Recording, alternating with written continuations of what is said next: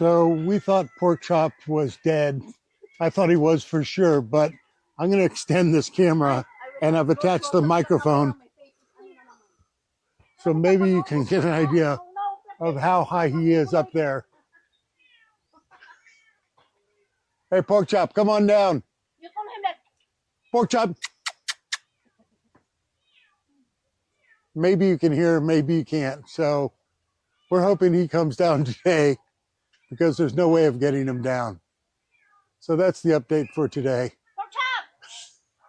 The Porkchop is stuck in the tree and he's not coming down.